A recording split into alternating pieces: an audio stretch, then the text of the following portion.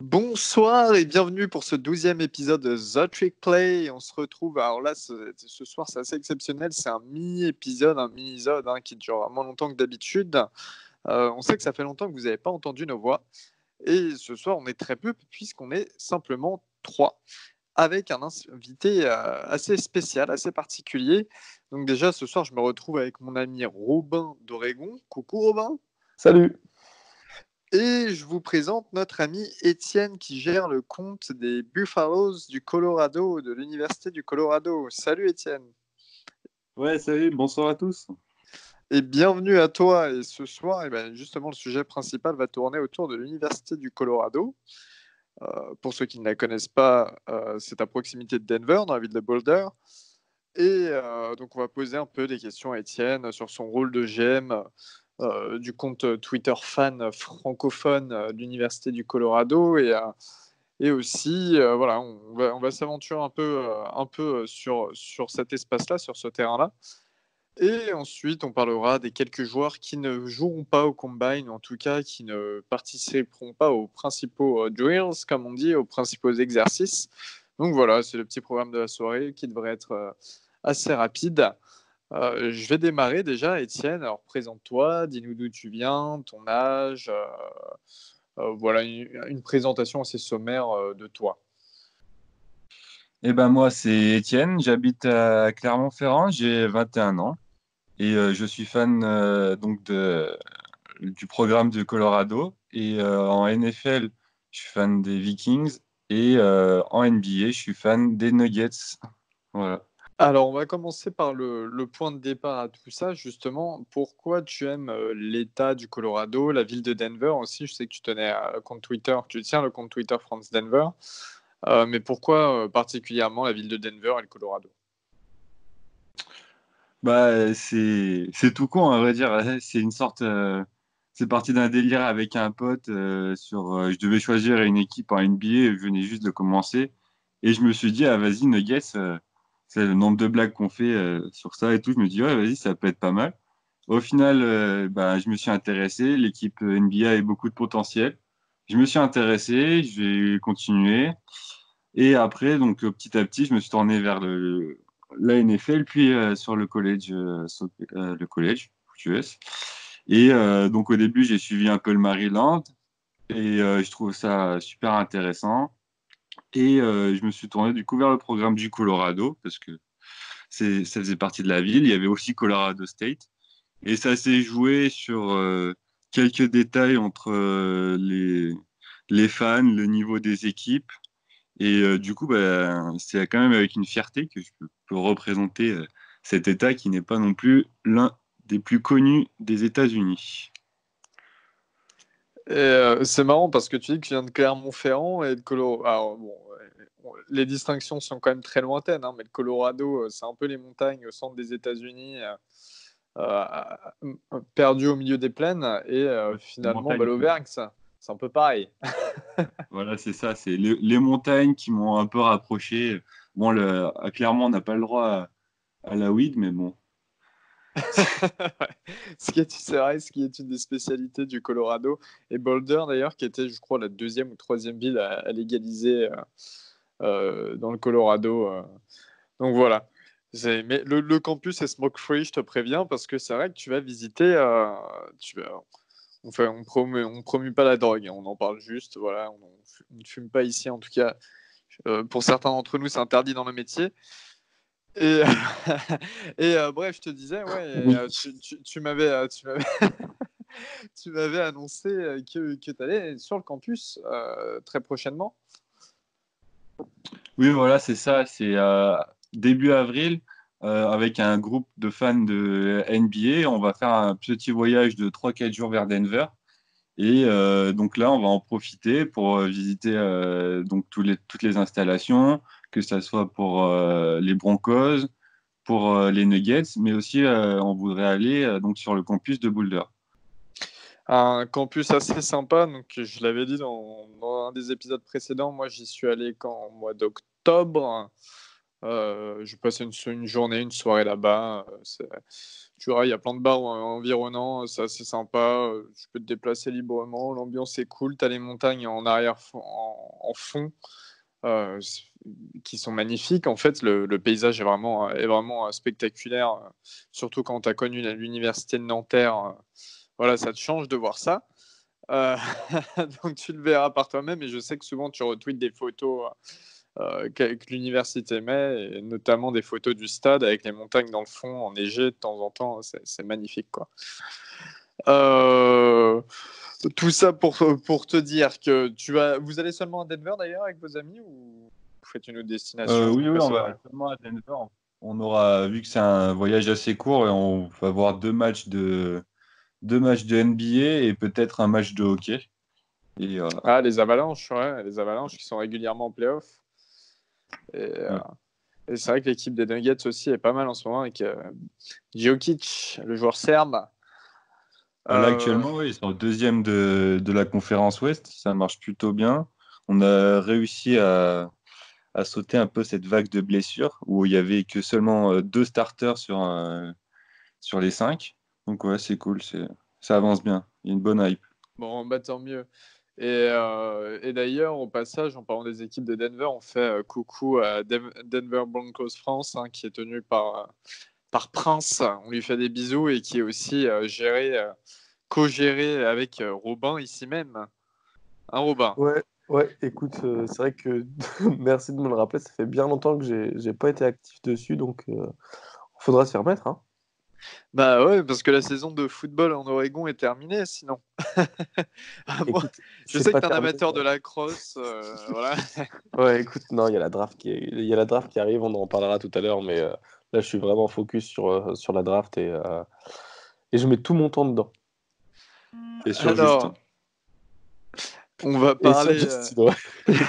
sur Justin Herbert, le quarterback d'Oregon qui va devenir, qui va de, franchement, qui va sûrement devenir une star en NFL. Enfin bref, on en a déjà parlé, on en reparlera encore maintes et maintes fois, ça c'est clair. On va faire un petit récapitulatif de votre saison, à vous les Buffaloes du Colorado. Une saison. Ce qui est bien, c'est que toi et moi, on partage la même passion, c'est-à-dire de passer des samedis pas très agréables, quoi. Et donc voilà, et sur votre saison, vous n'avez gagné que 5 matchs. 5 matchs sur combien? Sur 1, 2, 3, 4, 8, sur une douzaine de matchs. Donc vous êtes en bilan complètement défavorable. Vous avez terminé en bilan défavorable, 5-7. Et vos victoires, quand même, sont. Alors, ce qu'il faut noter avec vous, c'est que c'est vraiment. C'est assez particulier parce que voilà, les équipes avec lesquelles vous pouvez plus ou moins rivaliser vous battent. Et les bonnes équipes, bah, c'est vous qui gagnez. Bon, vous avez gagné le derby face à Colorado State d'entrée 52-31, mais Colorado State qui n'est pas une énorme fac, mais vous avez battu Nebraska, vous avez battu Washington, Stanford, Arizona State. Finalement, toi, qu'est-ce que tu en tires comme conclusion de cette saison? Et aussi, voilà, avec finalement, on en parlera tout à l'heure, mais le départ surprise de Mel Tucker, votre head coach, euh, toi, est-ce que pour toi, c'est une saison qui peut amener à du mieux, ou au contraire, ça peut vous envoyer vers une spirale assez négative pour l'année prochaine et les années qui suivent? Bah alors, pour commencer, ouais, la saison qui vient de se passer est vraiment, vraiment moyenne. Après, ils le disent tous, même à partir du coach et tout ça, et ils ont dit qu'au niveau du potentiel, bon, ils étaient assez limités et que justement, l'année qui allait venir, eh ben, c'était full potentiel. On a recruté un 5 étoiles d'Alabama, un safety, me semble. Et après, on a recruté donc 3-4 étoiles. Et donc, c'était plein de potentiel, plein de bandes positives. En plus, avec Mel Tucker, qui vraiment était un rassembleur de foule, comme on peut dire. Il arrivait à motiver tout le monde. Et donc, jusqu'à ce que Michigan State arrive. Et Michigan State arrive, fait une première offre. Il refuse. Et après, 3 jours après, il revient et nous dit, ah ben en fait, bah, il nous le dit même pas. On reçoit un communiqué et il nous dit, bah en fait, moi je me barre. Et donc, là, on l'a un peu tous mal pris. Même les joueurs sur Twitter, il y en a, ils ont trop rien dit. Mais il y en a surtout qui ont dit, ouais, j'ai perdu la confiance et tout. Enfin, il y a quelqu'un qui vient de m'appeler et qui me dit, surtout le running back 4 étoiles, Ashad Clayton, qu'on attendait que lui pour signer. Et Ashad vraiment, Clayton, ancien coéquipier de Lance Legendre, notre voilà. quarterback 4 étoiles. On le voit aussi, Ashad Clayton, hein, dans la série QB1. Quand ça suit Lance Legendre, c'est un de ses meilleurs potes, ils traînent tout le temps ensemble et c'est son running back favori. Et ouais, c'était une super grosse signature pour vous. Et pardonne-moi de t'avoir coupé, vas-y, continue, je t'en Non, prie. mais et donc, du coup, ouais, on voit Mel Tucker qui l'appelle pour lui dire, enfin, on voit qu'il a un appel avec Chad Clayton et qu'il lui dit, ouais, c'est bon, je signe avec vous. Et lui, il lui dit, ouais, c'est super, machin. Et 2 jours après, il se barre. Donc, après, on a eu les départs de certains coachs de position qui ont suivi Mel Tucker. Là, récemment, du coup, on a signé un nouveau coach. Il s'appelle Dorel, c'était l'ancien coach des receveurs des Dolphins. Donc, à voir ce que ça va donner. Il a gardé donc celui qui faisait l'intérim avant qu'il arrive, Chiaverini, là. Oui, il me semble. Chiaverini. Et donc ça, c'est super. Il a gardé aussi 3 autres coachs, ce qui permet une certaine continuité et pas trop bouleverser les joueurs qui ont déjà assez subi, je pense. Donc voilà, donc la saison qui arrive, elle est pleine de potentiel, je pense, sachant que même au niveau du poste de QB, on ne sait pas qui sera le starter. Ça, par contre, voilà, ça va se décider sur les phases d'entraînement, tout ça, sur les matchs. Donc à voir ce que ça va donner, mais normalement, la saison risque d'être meilleure. Et je pense qu'elle va être meilleure que celle qui vient de passer là. Alors pour revenir à votre nouveau coach, hein, Carl Dorrell, lui, il a été coach pendant 4 ans à l'équipe de UCLA, donc c'est un gros poste entre 2003 et 2007, ça remonte hein, tout de même, il y a un peu plus de 12 ans. Et il a beaucoup évolué en tant qu'assistant ou coach en NFL, notamment coach QB, coach receveur, donc ça sera un coach très très offensif pour vous, ce qui est plutôt une bonne nouvelle. Parce que c'est un peu là où vous pêchiez, je peux dire. Et notamment, on parlera de votre quarterback Sion Montez qui est complètement descendu alors qu'il avait été un peu hypé à l'époque.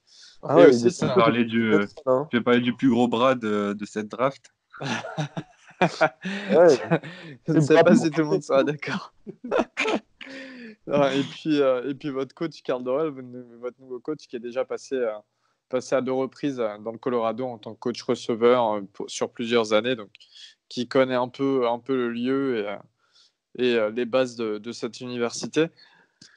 Donc je pense sincèrement ça peut être intéressant pour vous. Comme tu l'as dit, il y a Antonio Alfano qui est un transfert d'Alabama qui est 5 étoiles, qui est defensive end en fait, qui est defensive end et qui était très très attendu. Mais bon, après voilà, quand tu arrives, tu peux être 5 étoiles, arriver à Alabama et finir quand même tout de même sur le banc. Ça va faire une grosse différence. Vous avez réussi à commit pas mal de 3 étoiles, un quarterback qui vient du Texas. Souvent, vous aimez bien prendre des joueurs qui viennent du Texas. C'est le cas de Laviska Shenault, hein, qui va être sélectionné au premier tour de la draft cette année et qui est receveur. Et d'ailleurs, Shenault, j'aimerais avoir votre avis, les gars, parce que Laviska Shenault, on l'attendait. Alors, c'est un playmaker, c'est-à-dire qu'il peut jouer receveur, il peut jouer running back, il peut jouer un peu à tous les postes. Cette saison, il a été un tout petit peu en deçà de ce dont on attendait, sincèrement. Il n'a pas des stats forcément à son avantage à 300%. Hein. Il n'a que 4 touchdowns sur la saison régulière avec 764 yards. Et, Par rapport à 2018, ouais. En 2018, il a quand même fait 30 réceptions de plus qu'en 2019. Il a fait, donc du coup, ça se ressent aussi dans les yards qu'il a fait. Il a fait 300 yards de moins. Donc en 2018, il était à 1011 yards. Là, il est qu'à 764 yards, avec 2 TD en moins par rapport à 2018. Donc ouais, c'était pas sa meilleure saison, on va dire. Et pareil, dans le rush, il a eu plus de touchdowns en course l'année dernière, 5 touchdowns et 2 cette année. Mais ça n'empêche pas que on parlait de Chenot dans nos mock drafts et compagnie, et c'est un joueur qui est pas énigmatique, mais on sait qu'il peut être explosif et que dans une bonne offense, il peut apporter relativement beaucoup de danger. Et par exemple, Robin, moi j'aimerais avoir un peu ton avis aussi sur le joueur, ce que tu penses par rapport à Chenot et ce qui pourrait vraiment arranger une bonne offense de NFL. Ouais, bah justement, moi je le vois un peu chez nous comme, je sais pas si beaucoup, enfin vous l'avez beaucoup vu jouer, mais Deebo Samuel des 49ers, qu'il est beaucoup utilisé sur des sweeps, enfin sur des rivers, des jet sweeps, etc., où il court pas mal. Du coup, c'est quelqu'un qui peut être utilisé comme ça dans une attaque vraiment dynamique. Il faut pas qu'il tourne dans une attaque de routine où il va faire que de la réception et pas de motion, pas de. En gros, faut vraiment, par exemple, une attaque comme les Eagles, on en parlait tout à l'heure en off, une attaque comme les Eagles ou les Bills, ça serait parfait pour lui au niveau du fit parce qu'il est vraiment dynamique. Moi, j'aime beaucoup ce joueur. Je t'avoue que je l'ai regardé j'ai commencé à le regarder à sa saison sophomore, en fait, enfin, sa saison 2018, il me semble. Enfin, je l'ai commencé à regarder en 2018, en tout cas, quand il a commencé à faire une bonne saison. Et, et du coup, j'étais un peu déçu de sa performance de la saison dernière, là. C'est vrai que 30 réceptions de moins, c'est énorme. Il me semble il a quand même été blessé un peu. Il y a eu, par exemple, contre Oregon, je me souviens qu'il a pas trop joué. Enfin, c'était un peu bizarre. Il est beaucoup sorti du terrain. Là, j'ai les stats contre Oregon. Il a 4 réceptions pour 70 yards. Mais en soi, c'était pas un beau match de sa part. Après, ils ont perdu 45-3. Donc, l'attaque en elle-même a pas beaucoup produit. Mais par exemple, contre Arizona State, une seule réception dans le match, c'était un peu bizarre. Il me semble qu'il avait quand même été blessé à quelques moments. Est-ce que, Étienne, tu confirmes qu'il a été blessé cette saison ou pas? À vrai dire, je sais pas trop, donc je pourrais pas te dire sur ce coup. Sur le coup, bah après, sur les stats, je pense que ouais, ça paraît un peu logique. Il y a eu deux, trois soucis. Après, je pourrais pas te dire exactement ce qu'il a Ok, eu. ok, bah en soi, tu vois, même s'il n'a pas été blessé, il y a des matchs où il n'a pas été utilisé. Par exemple, contre Oregon, il y a quelques drives où il était sur la touche. Donc, il me semble que aussi contre Arizona State, il avait été un peu bousculé. Donc, Ouais, c'est possible, je ouais. pense. Bah, moi, je pense que c'est tout à fait possible, mais en soi, ça explique pas forcément une baisse de régime pareil. Mais je pense qu'il a vraiment un bon potentiel et en tout cas, c'est un Bah, premier tour de draft solide, hein. ouais, mais il est physique hein, pour un receveur, déjà, c'est Mais c'est c'est une pour belle ça bête. ouais, c'est pour ça qu'il part enfin, qu'il fait des courses parce qu'il est solide et il a pas peur du contact et il est quand même assez rapide. Enfin, moi, je le vois faire une bonne petite carrière en NFL s'il est dans une attaque dynamique. Un peu comme je l'ai dit tout à l'heure à la Deebo Samuel des 49ers ou la Mecole Hardman des Chiefs. Il faut vraiment une attaque dynamique qui doit l'utiliser en fait. Et surtout en Alors, returner, juste je finis en returner à Colorado et il a été plutôt pas mal sur quelques phases, donc ça peut être aussi un atout pour lui en NFL par le futur. alors, du coup, c'est aussi une conséquence directe qui vient de son quarterback, Steven Montez. Parlons-en de Steven Montez. Oui, Alors, Le parlons-en. fameux. Parlons-en. pour présenter Montez, hein, c'est une belle bête, hein, à peu près 1,98 m pour 102-103 kg. Montez, qui était à l'époque en 2015 un quarterback 3 étoiles, issu du Texas, 35e meilleur pro-style quarterback à la sortie du lycée, et qui avait choisi Colorado devant l'Air Force, l'Université du Texas à El Paso et New Mexico State. Donc autant se dire que Colorado était quand même le choix le plus logique pour avoir une chance d'aller vers le monde professionnel. Et en fait, Montez, qui a intéressé beaucoup, donc comme je vous ai dit, il a un gabarit, hein, il a des gros bras, comme on disait tout à l'heure, et qui intéressait beaucoup les scouts NFL jusqu'à l'année dernière. Il y avait des sortes de fausses mock drafts. Des fois, il y a des mock drafts qui sont 1 ou 2 ans à l'avance, qui sont un peu, voilà, qui jugent les joueurs de manière assez, enfin, assez floue. Et Montez, lui, donc, qui était annoncé dans les 2-3 premiers tours de draft. Et là, cette année, bon, il fait une saison pas fantastique, je ne vais pas dire catastrophique, mais Non, non, voilà. utilise pas de. Une saison catastrophique, hein, et c'est notre ami Valentin Dolmis qui nous en dira tant. Et voilà, qui termine sa saison à 17 touchdowns pour 10 interceptions, 2808 yards, voilà, et des complétions de 63%. Alors que ses premières saisons, il y a 2 ans, en 2017, c'était 18 touchdowns, 9 interceptions. L'année dernière, 19 touchdowns, 9 interceptions. Donc, c'est vrai que les scouts et même les fans, en fait, pensaient qu'il allait un peu augmenter son niveau de jeu. Il était sur une pente ascendante et là, finalement, il a dégringolé cette saison et puis il n'a rien montré de bon. Il est venu pardonnez-moi, au Senior Bowl. Pareil, c'était une catastrophe. Il se fait intercepter de manière complètement stupide. Et maintenant, je peux te poser la question, En soi, c'est à Étienne. l'image de la saison, hein. Oui, oui, ouais, Son Rose complètement. Bowl, il est complètement l'image de sa saison et Étienne va en parler là maintenant. Au, Décevant. au Senior Bowl, le Rose Bowl, c'est toi qui as joué. C'est Oregon. Oui, mais il est tard. Il est tard. Il est très tard. Son Senior Bowl, il était. Ouais, c'est vrai que son Senior Bowl, il était à l'image de sa saison. C'était vraiment décevant. Ouais, pareil, je l'ai regardé et ça faisait un peu peine à voir. Il a très peu joué et puis le peu où il aurait pu se montrer, vraiment, c'était des passes vraiment catastrophiques, quoi. Et toi, Étienne, est-ce que tu penses que Steven Montez peut être drafté et est-ce qu'il pourrait faire les affaires d'une équipe NFL en tant que backup ou third string quarterback, le troisième QB sur la liste, quoi? Bah, c'est assez compliqué à dire. Je pense que déjà, il sera dans la fin. Parce qu'en fait, on va dire qu'on ne sait pas où se trouve réellement son plafond. Ça se trouve, il a déjà atteint son plafond pendant ses années collège. Donc, à la limite, bon, c'est sûr, il ne sera pas starter, ça c'est une évidence. Mais ouais, c'est vraiment. S'il y a quelqu'un qui peut tenter sa chance, mais ça sera à la fin. Et vraiment, il faudra qu'il montre qu'il. Il avait dit avant le Senior Bowl, oui, je peux montrer aux scouts que vraiment j'ai du potentiel et que quand on me dit de faire quelque chose, je le fais, machin, et que ça va bien se passer.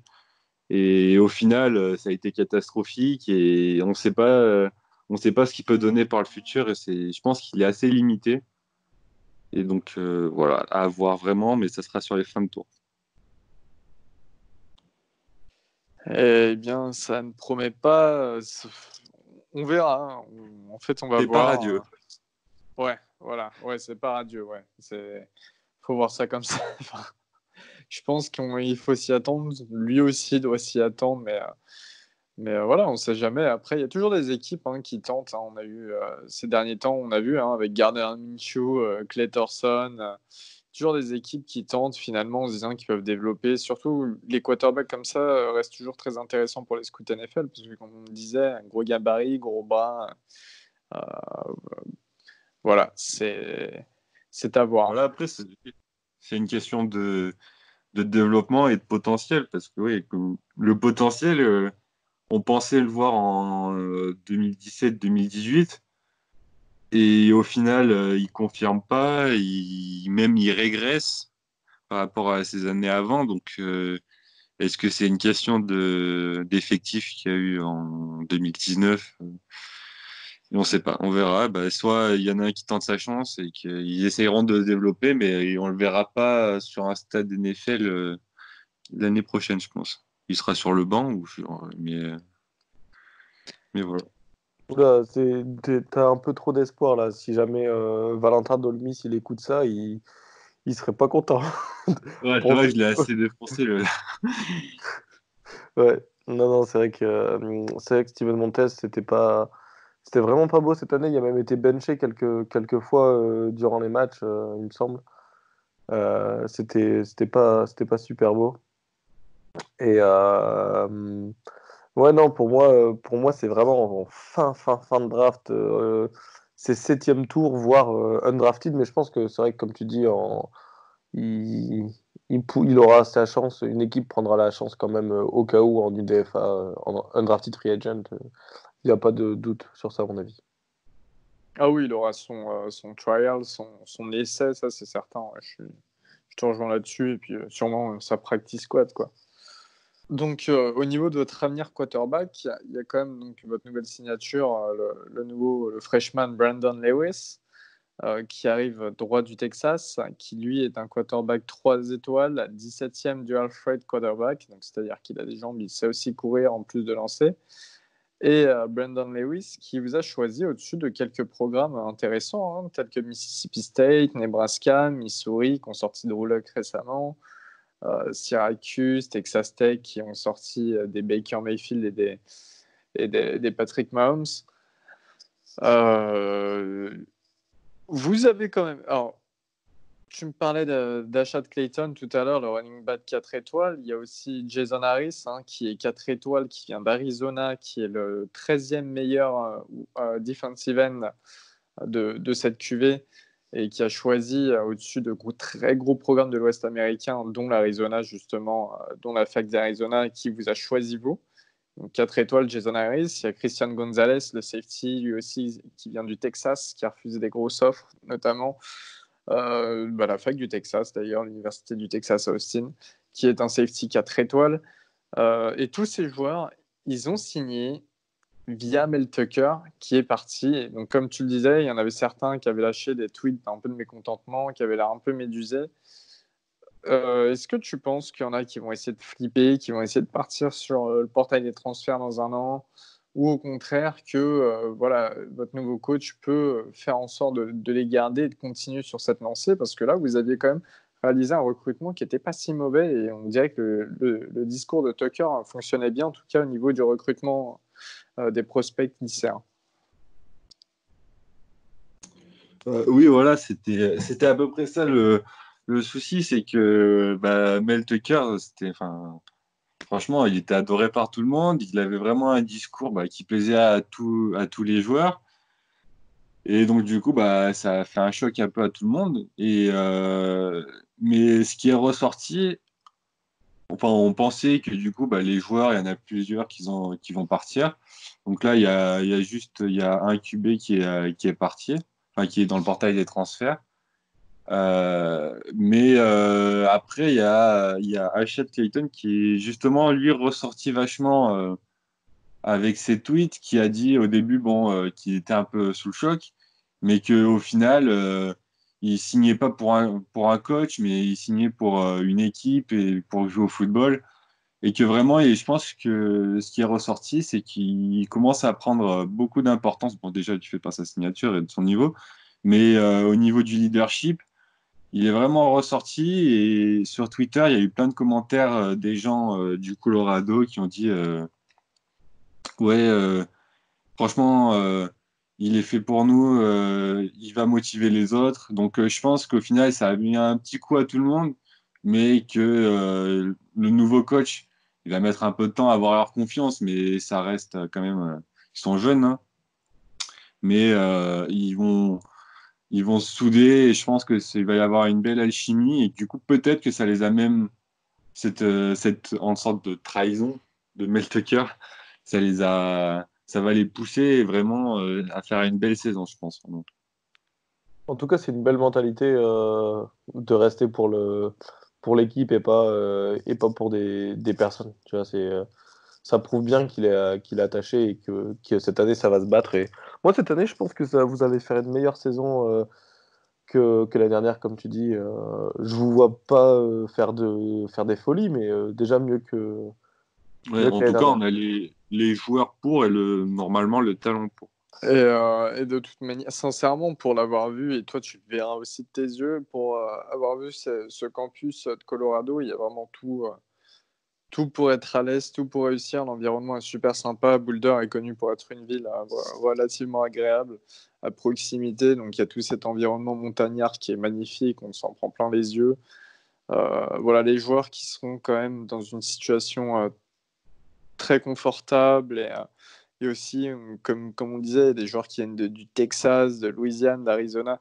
Ça les déloge un peu de chez eux, mais ils seront quand même, je pense, bien entourés, bien encadrés. C'est important pour le développement d'un groupe dans ces âges-là, quoi. Et en NCS, ça se joue beaucoup là-dessus et on voit beaucoup de joueurs qui partent en vrille ou non. Et je pense que chez vous, dans le Colorado, il y aura pas, sincèrement, il n'y aura pas tous ces soucis, quoi. Il n'y aura vraiment pas tous ces soucis. Ah, c'est sûr qu'ils sont pas à Miami et qu'ils ont pas la plage à 20 minutes du campus, tu vois, c'est pas... Ouais. Ça va être Là, ouais. différent. Tate Martell Oui, oui. Alex Bon. Lebro l'année prochaine. Tous les potes, tant qu'il n'est pas là, on peut un peu cracher dessus. Tous les mecs de Florida là, qui se font arrêter à chaque fois, qui ont toujours des histoires, des casseroles et compagnie. Là. Hein, on en parle de ça. Ah ouais, on les connaît, hein, on sait qui c'est. On sait qui c'est. On sait qui est leur plus grand fan d'ailleurs. Est-ce que c'est Oh, étonnant? Bon, bof, ouais. bof. Bof, bof, bof. Et ouais, après, pour revenir sur le Colorado, du coup, si tu veux, tu parlais de cadre et tout ça. C'est aussi avec les enfin, les nouveaux coachs.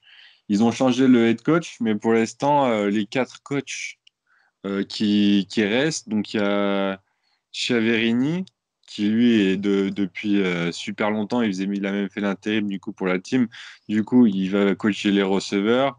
On garde le coach des running backs et attendez, le dernier c'est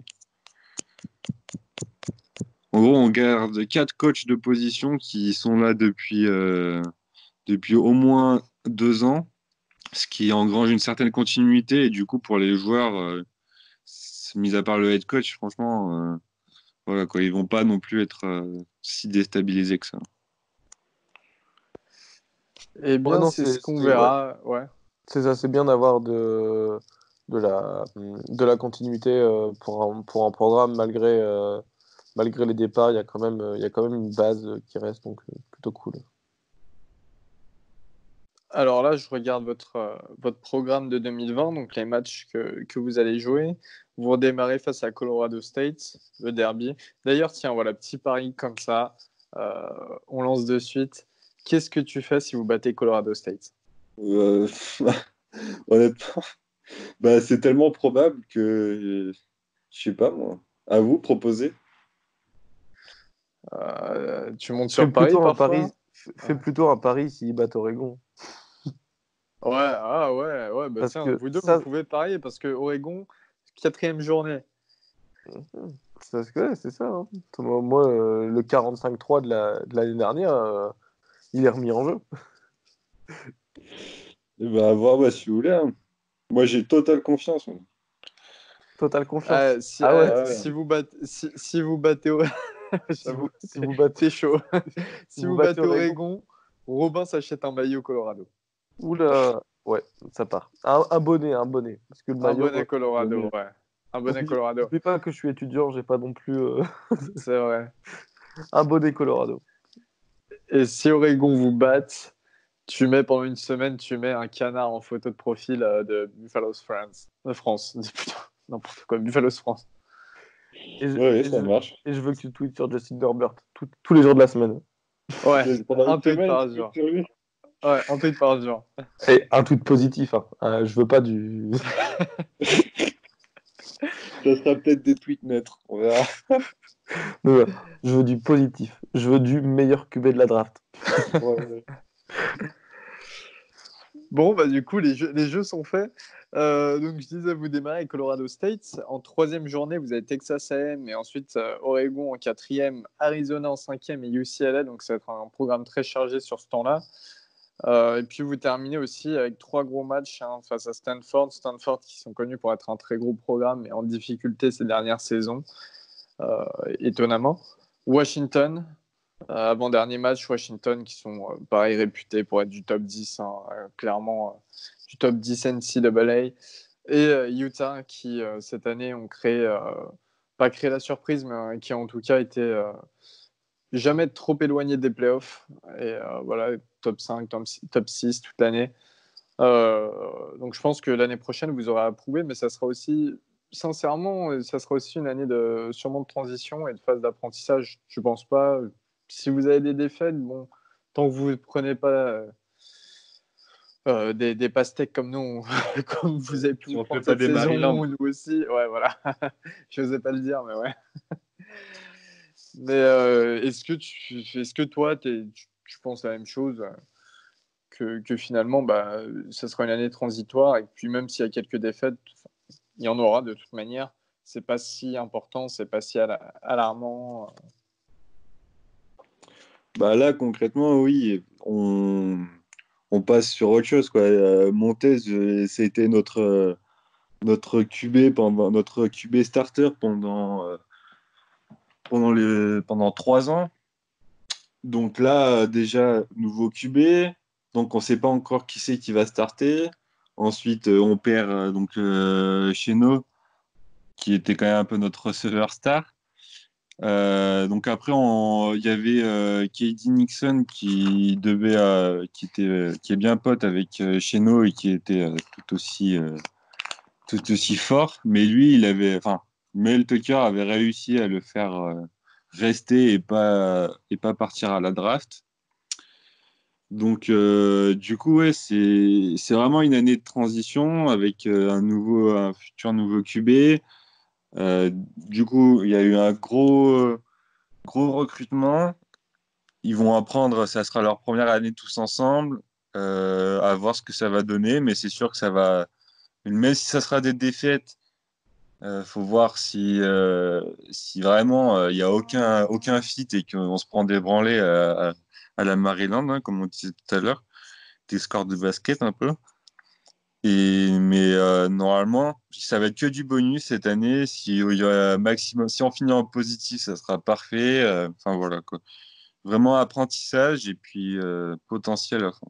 Et je viens de voir que les billets pour le match à Colorado State démarrent à $267. Donc voilà, un gros derby. Et assez coûtant. Toujours plaisir. Assez coûtant. Et j'ai l'honneur de vous annoncer ce soir que nous avons un invité très spécial, notamment, qui vient de nous rejoindre et qui s'appelle Augustin, le Community Manager dans l'admin de Notre-Dame. Salut Augustin. Salut, Ça va? ça va?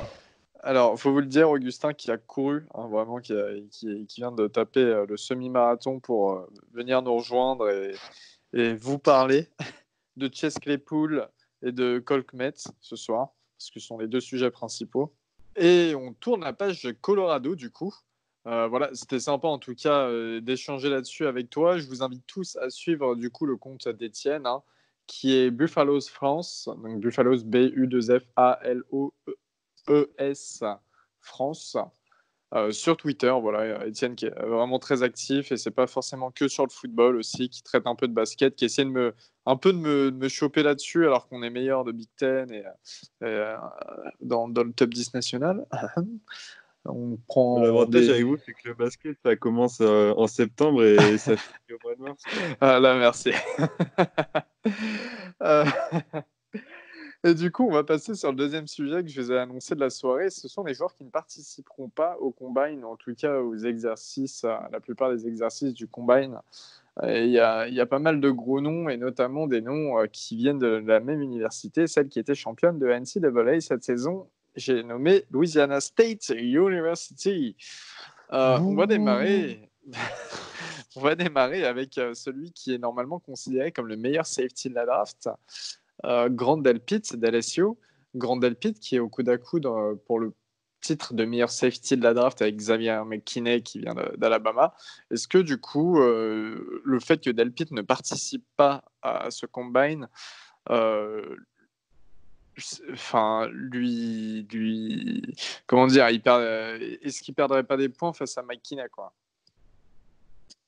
Bah, En moi, soi, enfin, vas-y, genre, Guy. c'est juste la première réaction que j'ai avec Delpit, c'est que depuis quelques semaines, quand même, enfin, il est vachement tombé dans les mock drafts, on en parle beaucoup moins, alors qu'à un moment, on en parlait limite en top 10. Là, maintenant, je le vois de plus en plus loin, 25, 30, 40, même plus. Et en fait, j'arrive pas trop bien à comprendre sa stratégie. Euh, Pourquoi il refuse d'aller au combine, alors justement, c'est là où il pourrait se réaffirmer comme étant peut-être le meilleur safety de la draft. Et j'arrive pas du tout en fait à comprendre ses stratégies. Il se repose pas. Je pense pas qu'une équipe lui ait déjà promis de le drafter parce qu'en fait, il sait qu'il va être drafté, mais lui, son but, c'est quand même c'est d'être au premier tour, c'est d'obtenir un bon contrat. Genre, je sais pas ce que vous en pensez, mais j'arrive pas à déterminer sa stratégie alors qu'il y a d'autres joueurs comme Bureau, etc. Bon, on peut la deviner, on en parlera après. Mais Delpit, pour moi, c'est un mystère.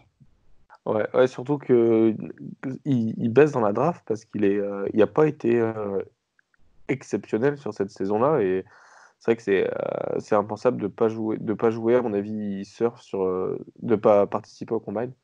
À mon avis, il surfe sur la hype LSU et du coup, il commence à beaucoup de joueurs, on en parlera plus tard, hein, mais beaucoup de joueurs de LSU surfent sur la hype pour espérer se faire drafter plus haut qu'ils méritent.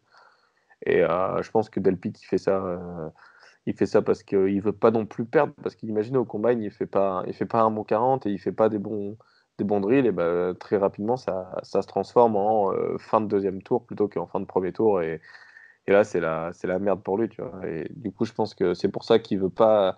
Ok, ça peut le faire augmenter, mais ça peut aussi le faire baisser. Et il veut pas prendre ce risque et il veut garder la hype pour moi. C'est vrai que ouais, Delpit, qui est, comme tu le disais, Augustin, qui était quand même annoncé au moins top 10. Vraiment, c'était quasiment, avec Okuda, les deux meilleurs DB en début de saison, hein, les deux meilleurs DB qui étaient annoncés à la draft. Et là, il slide sur certaines mocks. Il est même au début du deuxième tour ou moitié du deuxième tour. Et c'est vrai que c'est inquiétant. Mais comme le dit aussi très bien Robin, je suis totalement d'accord avec Robin, c'est que voilà, il a peut-être plus à y perdre qu'à y gagner sur ce combine. Et peut-être qu'il a réfléchi à ça, mais peut-être aussi que ça va pas l'aider. Donc ça sera à suivre en tout cas. Ça sera à voir. On le saura le 23 avril 2020. Deuxième gros joueur, énorme joueur, parce que c'est le joueur qui est annoncé numéro 1 de la draft. C'est le quarterback Joe Burrow. Joe Burrow qui ne va pas lancer au combine. Alors il y a quelques quarterbacks, gros quarterbacks, qui décident de faire, qui prennent ce choix-là. Je crois que Lamar Jackson l'avait fait d'ailleurs. Ça l'avait pas aidé. Je crois que c'était Lamar Jackson qui l'avait fait. Mais Il y a Kyler Murray qui a pas lancé au combine l'année dernière. Enfin, ouais. il y a beaucoup les top QB généralement, ils lancent pas au combine. Enfin, là, sur les dernières années, ils lancent pas au combine ou les QB qui ont des questions. Je sais pas, c'est bizarre. Peut-être que voilà, il juge qu'il n'a plus rien à prouver, et, voilà, et qu'il veut garder son bras intact, éviter de. Et qu'il a surtout une place déjà attribuée chez les Bengals, non? C'est une preuve de plus qui devrait être drafté. Ouais, clairement. Alors là, on va rentrer dans les rumeurs un peu, mais apparemment, il faisait comprendre qu'il il voulait pas terminer chez les Bengals. Ouais, il disait Bah, là, juste aux interviews de pré-combine, enfin pendant le combine, il a dit qu'il allait. C'était quoi sa tournure de phrase? Il a dit: Je ne choisirais pas de ne pas jouer, un truc comme ça, mais en gros, s'il est drafté par les Bengals, bah, clairement il va jouer, mais il préférait pas être choisi par les Bengals. Enfin, en même temps, qui veut être choisi par les Bengals à part pour la thune d'être choisi numéro 1, quoi. on se rappelle à l'époque Eli Manning qui était au coude à coude pour être choix numéro 1 avec Philip Rivers. C'était les San Diego Chargers à l'époque qui est le choix numéro 1. Et Eli Manning qui avait dit tout simplement si les Chargers me draftent, je ne jouerai pas. Et grâce à ça, eh bien, les Chargers, grâce ou à cause de ça, les Chargers avaient choisi Philip Rivers à la place. Et là, il était parti chez les Giants comme il le voulait. Est-ce que Non. je pense pas que Joe Burrow fera ce drama quoi, mais ouais. Non, parce qu'il n'a pas le même caractère qu'Eli Manning. Je pense il est humble, non? C'est ce que je ressens quand je le vois, même en interview, etc. Bon, il a un ton assuré, mais Il a pas l'air de se placer comme Eli Manning l'avait fait avec les Chargers. Et puis c'est un natif de l'Ohio, genre il a la possibilité de redresser une franchise qui va très mal. Et je pense pour la Greatness, bah, c'est pas mal. Ça montre aussi son tempérament. Il a envie de faire des grandes choses. Et moi, je préfère largement un joueur qui va y relever un défi dans la pire équipe de la ligue qu'un autre qui va chercher une équipe, on va dire, plus safe, une sorte de cacaboudin.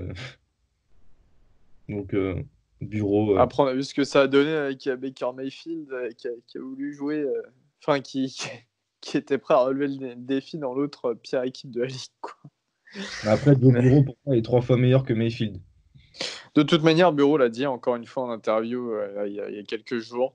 Il s'est inspiré de Drew Brees. C'est Drew Brees, son quarterback modèle, que ce soit sur le terrain et en dehors. Voilà, alors messieurs, à partir de ce moment-là, j'ai totalement confiance en ce gars, les yeux fermés. Et on va passer à un autre joueur d'LSU, au troisième joueur d'LSU. C'est Clavon Chaisson, l'edge rusher. Alors là, petit truc, petite anecdote, on est plusieurs dans cette conversation à regarder le combine en même temps là, et j'ai vu que que l'analyste NFL Bucky Brooks, bon, qui sincèrement n'est pas trop à suivre niveau analyse, c'est pas le plus fiable, mais bon, qui n'a même pas classé dans son top 5 edge Clavon Chaisson. Voilà, il l'a pas mis dans son top 5. Et on a l'impression que Chaisson, on en parlait en off, c'est un peu de la hype, beaucoup de hype même, et voilà, Chaisson qui n'a pas participé au combine et qui a eu peut-être des propos un petit peu arrogants. Et je pense que Robin, tu sauras nous en dire un peu là-dessus. Alors écoute, du coup, il a déclaré qu'il était le most valuable player de la draft, du coup le joueur avec le MVP de la draft, celui qui aura le plus d'impact sur son équipe à venir, parce que, je cite, dans un entretien d'embauche, on ne prend pas celui qui parle qu'une langue, on prend celui qui en parle trois.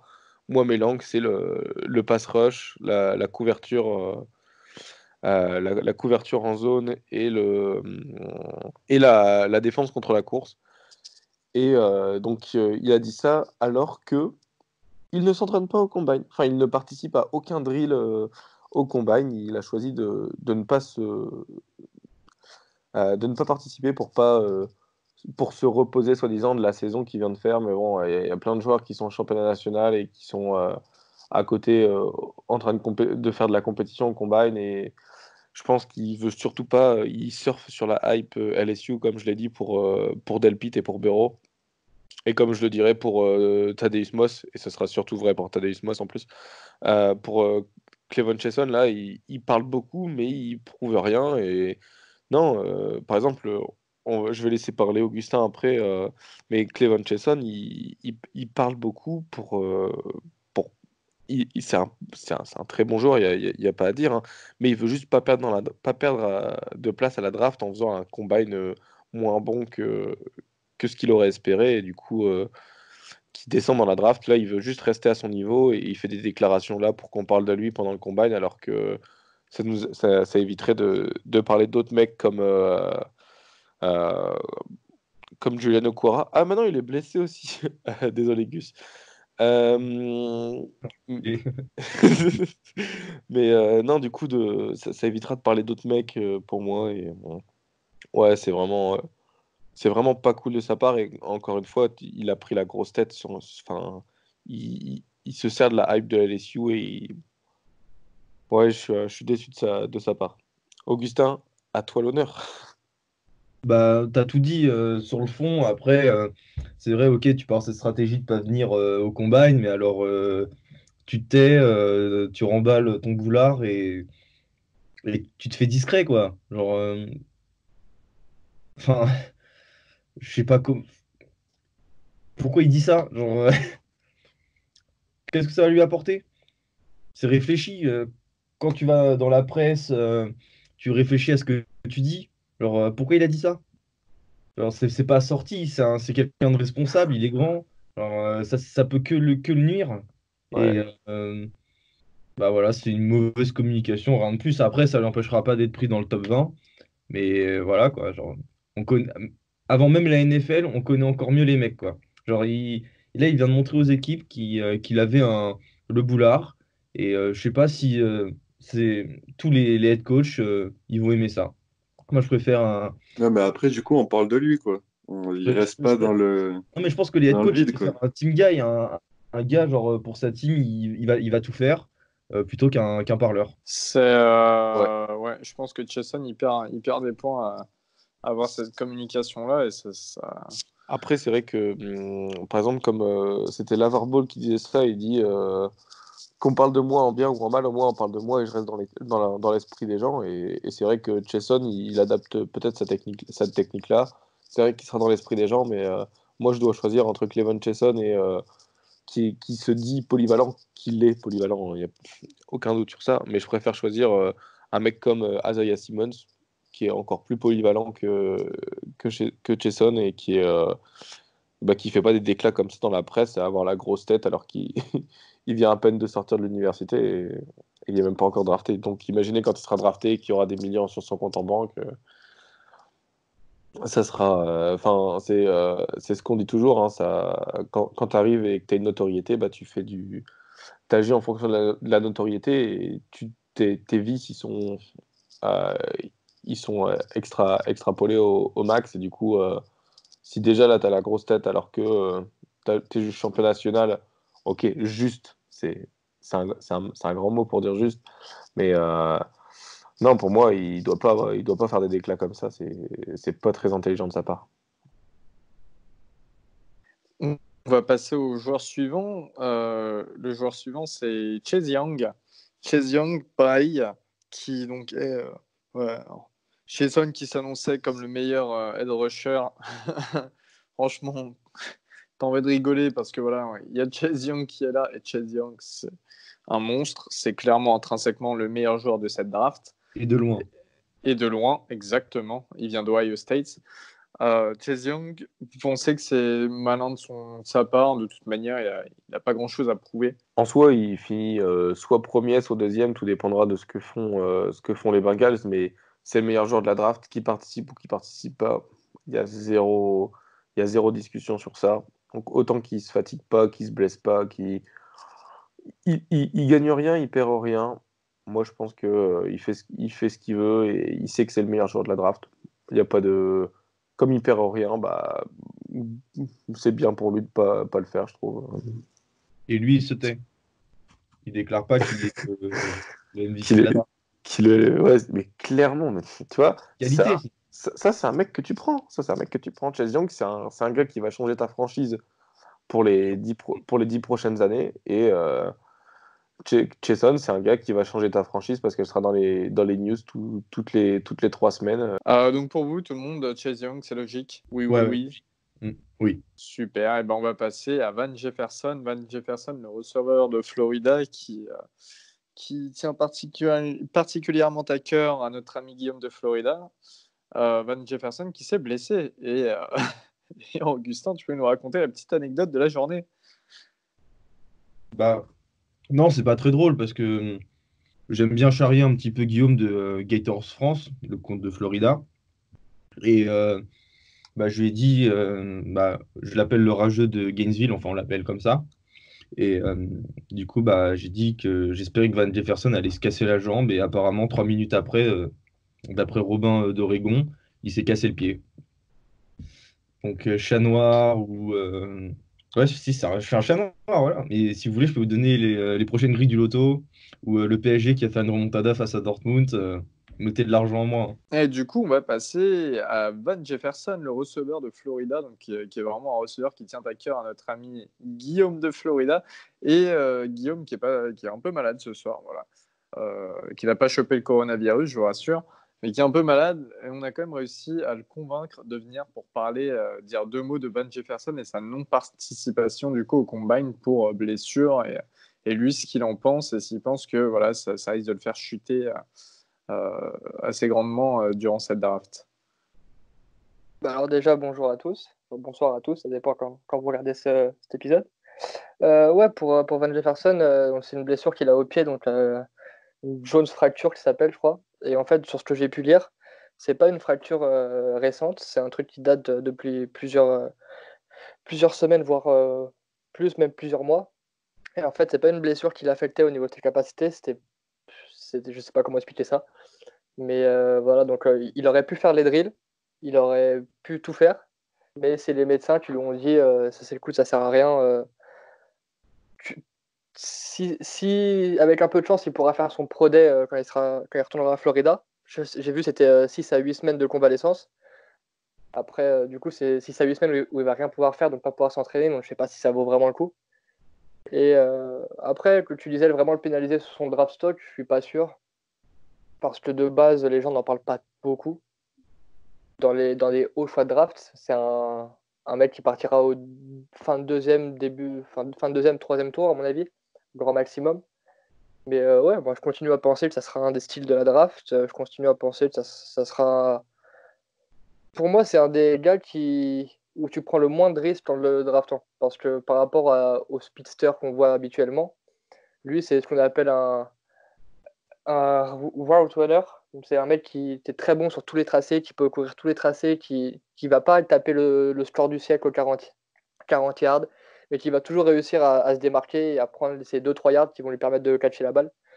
Donc pour moi, peut pas se rater sur ce genre de receveur, alors qu'un receveur comme les mecs qui font des grands 40 yards, style John Ross, on voit ce que ça donne actuellement. Donc voilà, donc, on verra bien, mais je pense que ça posera pas vraiment de problème. Bah, merci pour ton intervention sur Van Jefferson. Je suppose que personne n'a rien à rajouter. Non, non. Non, Très en bien. soi, il le connaît vraiment mieux que nous, donc pas de souci. Non, non, bah ouais, carrément. On te fait confiance là-dessus. En tout cas, merci beaucoup, Guillaume, et bon repos. Bon, merci, moi je Bon retourne courage. au lit. Ben, ouais, bonne guérison en tout cas. Merci. Et, on t'aura sur le prochain épisode qui parlera du Combine. Ça fait On va, plaisir. on va passer. Il nous reste 3 joueurs rapidement à présenter. Il y a toi, bien sûr, Tagovailoa, le QB d'Alabama, dont on parle à chaque fois, qui s'est blessé, plus ou moins gravement, on ne sait pas exactement. Et puis, on pense qu'il sera tout de même drafté dans le top 5. Et très probablement, c'est ce que tout le monde pense, chez les Miami Dolphins. Pour vous, c'est toujours pareil. Voilà, sa situation ne bougera pas. Tant qu'on n'en saura pas plus, il sera toujours top 5. Ouais, en soi, ouais, clairement. Clairement top 5 et top 3 s'il y a une équipe qui va monter,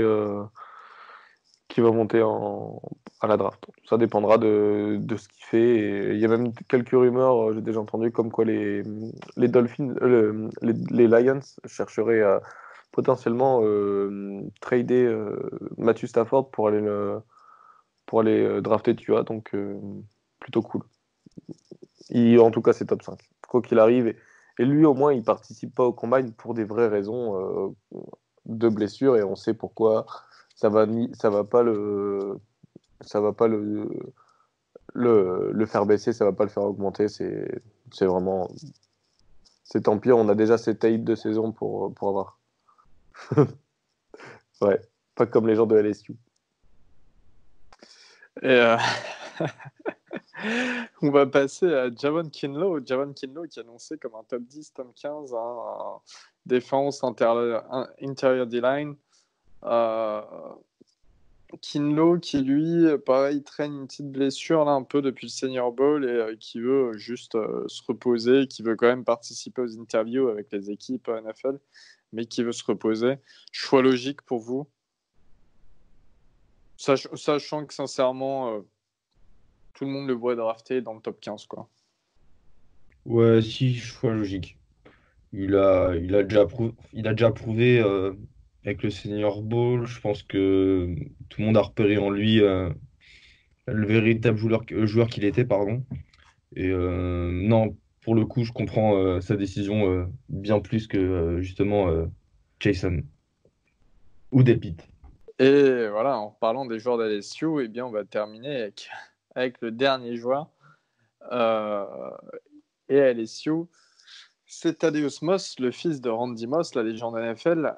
Thaddeus Moss qui a été auteur d'une très bonne finale avec LSU, mais qui ne participera pas au Combine, c'est un tight end. Hein. Vous, qu'est-ce que vous en pensez? Je pense que, enfin moi personnellement, je pense que Thaddeus Moss est un peu overhype, voilà, et qu'il a peut-être peur de montrer ses limites au combine. On va savoir. Après, je crois qu'il participe au Pro Day de LSU, mais c'est toujours plus facile quand tu es dans ton environnement que dans un environnement extérieur au combine avec des coachs NFL. Vous, qu'est-ce que vous en dites? Ah, moi, enfin, ce qui est sûr, c'est que bon, malgré tout l'amour que je porte pour mon tight end Cole Kmet, c'est pas une super draft de tight end, surtout comparé l'année dernière avec TJ Hawkinson et Noah Fent. Alors, dans les 3 premiers tours, il y aura combien de tight ends pris? 2, 3, allez, 4 à tout casser? Alors, quel est l'intérêt Ouais, pour lui ouais, 4 à tout non, casser. quel est l'intérêt pour lui de pas venir? Il a besoin justement d'apporter des certitudes à des équipes sur son niveau. Alors, ce qu'il a fait à LSU, qui est très bien, attention, hein, je dévalorise pas le joueur, mais c'est pas suffisant pour obtenir une bonne place à la draft. Et en soi, en plus, il ne même pas pour blessure ou quoi. Enfin, là, littéralement, il a dit qu'il se reposait de sa longue saison. Enfin, c'est n'importe quoi de dire ça. Et le mec, il joue 10 matchs dans la saison, 12, ouais, une douzaine de matchs dans la saison. Allez, enfin, arrête. Et surtout qu'il a été productif. Enfin, il me semble que c'est Guillaume qui dit souvent ça ou Valentin.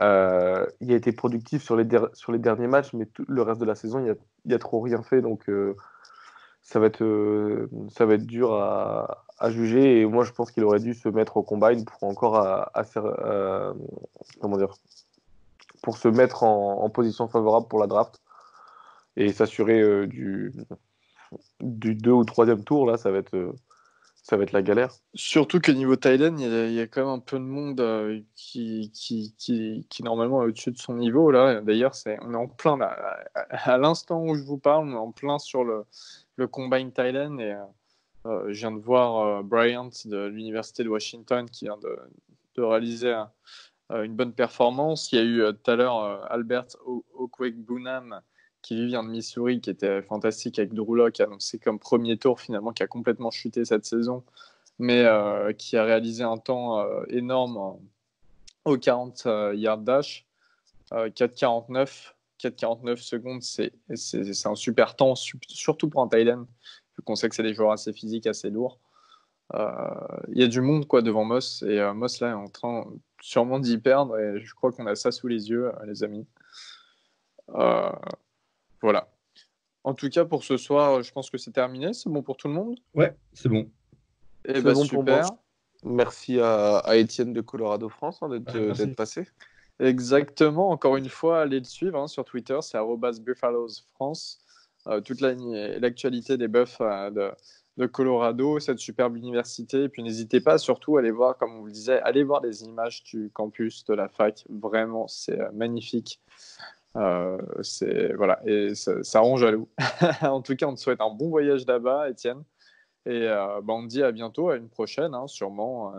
Peut-être que l'année prochaine, tu viendras débriefer de votre saison. Et puis voilà, si jamais sur les réseaux, n'hésite pas.